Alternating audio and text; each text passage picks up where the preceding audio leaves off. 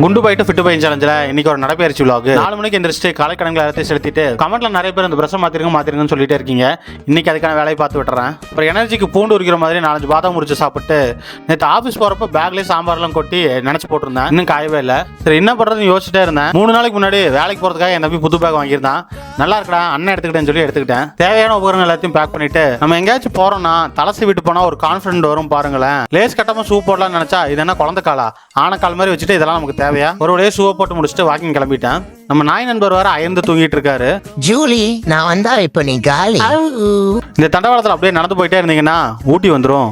அந்த தெரியுது பாருங்க 2 லைட்டு, அதுதான் ஊட்டி. நம்ம வரப்ப மட்டும் பேய் மாதிரி உருவம் தெரியுது.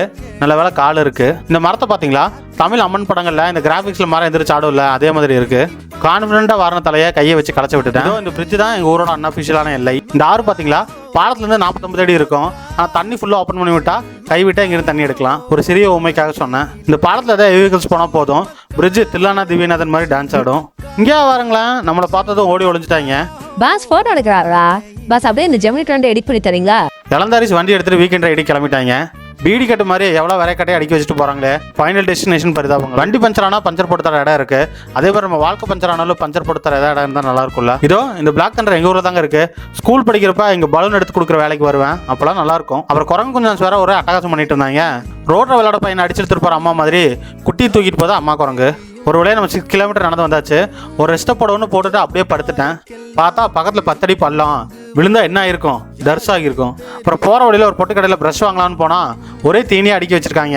அப்புறம் வாயை கட்டிட்டு ப்ரஷ்ஷை வாங்கிட்டு வீட்டுக்கு வந்துட்டேன். அப்புறம் நம்ம பழைய ப்ரஷ்ஷை அவன் கிட்ட பிரிச்சு விட்டுட்டு புது ப்ரஷ்ஷை பால் காய்ச்சி குடியேற்றிட்டேன். இனிமேல் நீங்க தான் இருக்கணும்னு சொல்லி அவனை பாத்ரூம் விட்டு ஒதுக்கி வச்சிட்டேன். கட் பண்ணா நெக்ஸ்ட் டே மார்னிங் வந்து பார்த்தா நம்ம பழைய ப்ரஷ்ஷை காணல.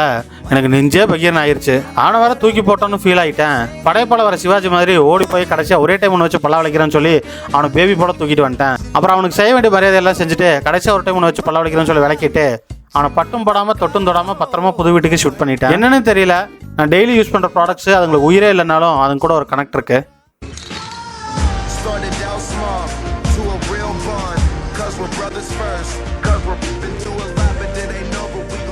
You'll always be with me.